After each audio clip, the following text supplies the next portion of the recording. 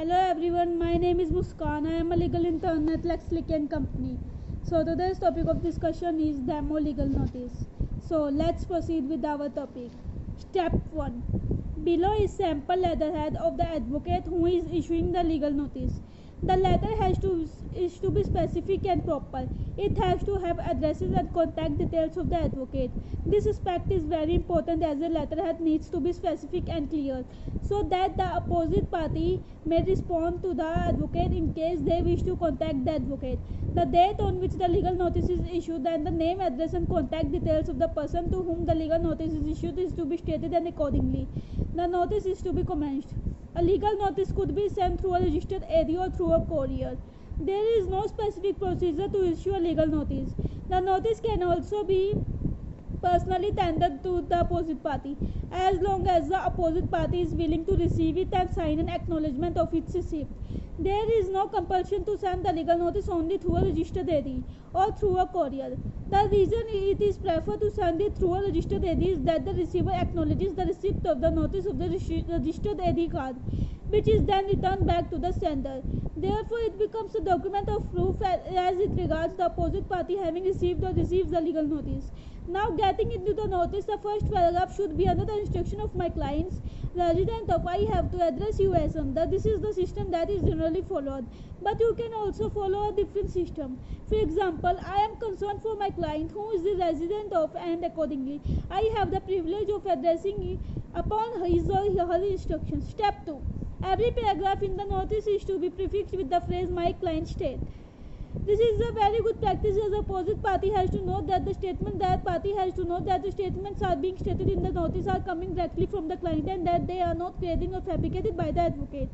When this phrase is prefixed before every paragraph, the opposite party understands that the client is instructing the advocate specifically to state such statements in the notice, and the opposite party understands that whatever the advocate is saying is based upon the client's instruction, so that the reputation of advocate is not tarnished in front of the opposite party and helps in inviting the settlement.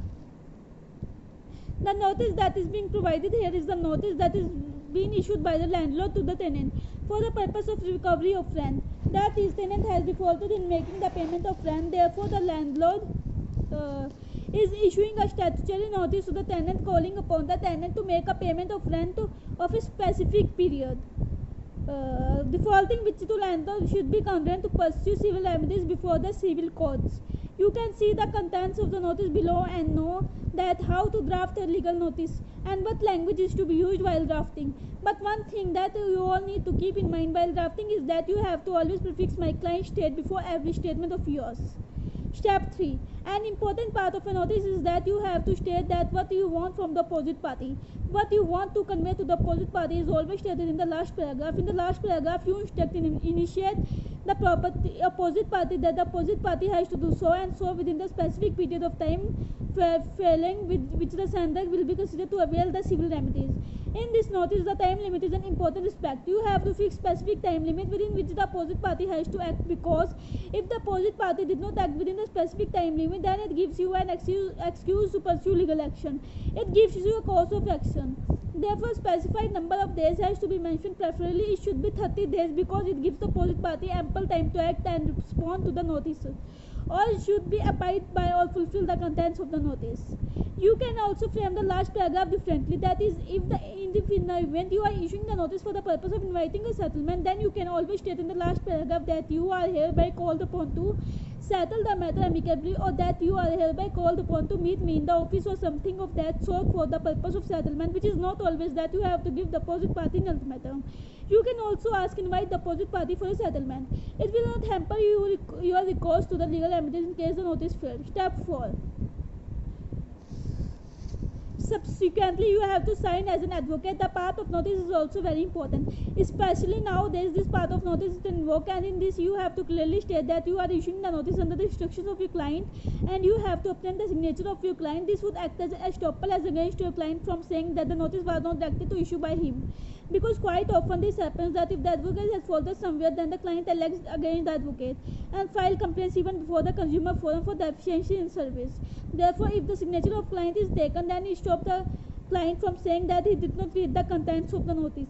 If the client can't read English, then it would be good if the contents of the notice are being read and explained to the client in whichever language he is comfortable with. Best practices on sending legal notice. One can draft a legal notice on their own. However, contracting a lawyer is always a better option. Make sure the notice is drafted in lawyer's letterpad. Prefer color printout of the notice where lawyer's logo, if any, is available. Always keep 2 copies of notice, one with you and with your lawyer. Post the notice in an envelope having lawyer's logo. Ask him to provide the envelope. Clients and lawyer signatures must in the notice. Procedure of filing a legal notice. Step 1. Seek for an advocate who possesses good drafting skills. A legal notice can be sent in any of the Indian languages, but usually English is preferred choice. The notice should address the opposite party against whom you want to file a complaint or suit. Step 2. While consulting to your advocate, explain the information in detail with names of the parties involved, the addresses of the parties, date of transaction done or need to be done, problems or issues faced by any previous attempts of communication, etc. Step 3. Advocate then carefully examines the matter through the information provided, makes relevant and required points in the conversation with you, and looks for an additional information if required. Step 4. The advocate then starts the drafting of the legal notice in the legal language, clearly stating the reason for the sending of notice, all previous communication with the addressee regarding the grievance of the sender, and provides a reasonable time frame of 15 days or 13 days to the addressee to settle the matter in hand by negotiating and performing the required action. Usually, lawyers on the behalf of the sender of the notice bending on their grievance stands on the action to be performed in the mentioned time period to either fulfill the demand or seek for a reply. Step 5. The notice is then signed by both the advocate and then client and sent to register the post and is ensured that the acknowledgement is retained. Usually, advocate keeps a copy of notice with him or her. Step 6. It is expected that the other party will reply to a usual notice after they receive the notice. But as a usual practice, the advocate calls the other party after some time. So that's all for today. If you like my video, do like, comment and subscribe the Let's Click YouTube channel. Thank you.